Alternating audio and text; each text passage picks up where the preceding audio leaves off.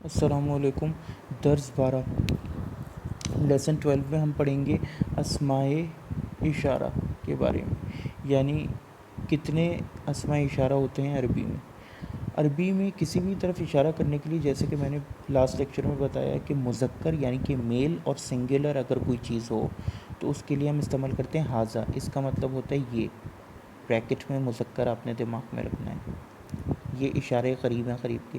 ہاذا female کے لیے ہاذیہ، ہاذیہ یہ فیمیل کے لیے ہو گیا، یعنی کہ یہ۔ اگزامپل، ہاذا الکتاب، ہاذیہ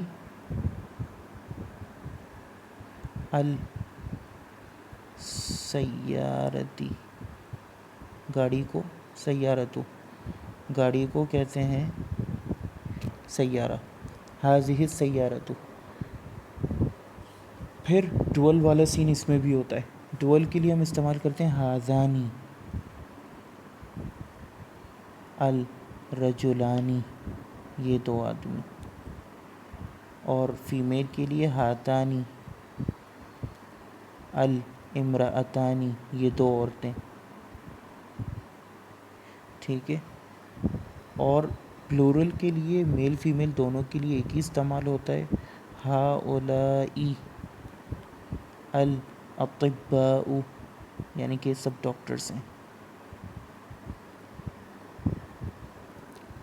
پھر ہوتے ہیں دور کے اشارے، یعنی کہ کوئی چیز جو دور ہو۔ اس میں بھی ایک چیز یہ سمجھ لیجئے کہ ایک چیز ہوتی ہے جو بہت زیادہ دور ہو، اور ایک چیز ہوتی ہے آپ کے پاس۔ ان دونوں کے درمیان میں اگر کوئی چیز ہوگی تو اس کے لیے عموماً ایک لفظ استعمال کیا جاتا ہے ذاکا، یعنی کہ وہ۔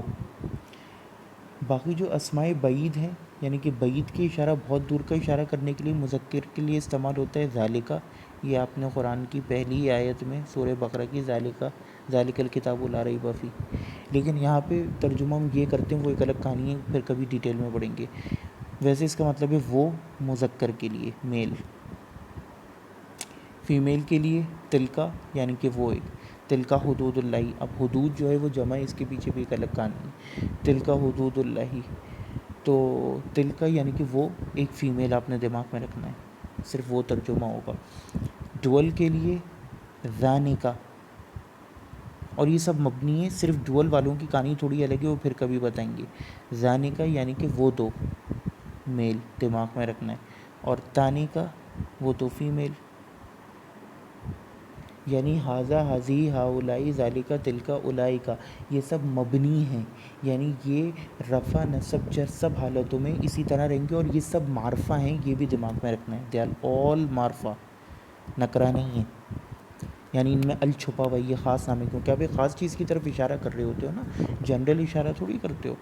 اولئکا، اولئکا کا مطلب ہے کہ وہ سب، اور اس میں بھی میل فیمیل کا چکر نہیں ہے، دونوں کے لیے استعمال ہوتا ہے۔ تو ہم سورہ بقرہ میں ہی پڑھتے ہیں کہ اولئکا علی ھدی من ربہم واولئکا ھم المفلحون، وہ سب، ہم المفلحون وہ ہیں مفلحون۔ تو یہاں پہ ہمارا یہ والا لیسن اسماء اشارہ کا ختم ہو جاتا ہے، اختتام پذیر ہوتا ہے۔ والسلام علیکم۔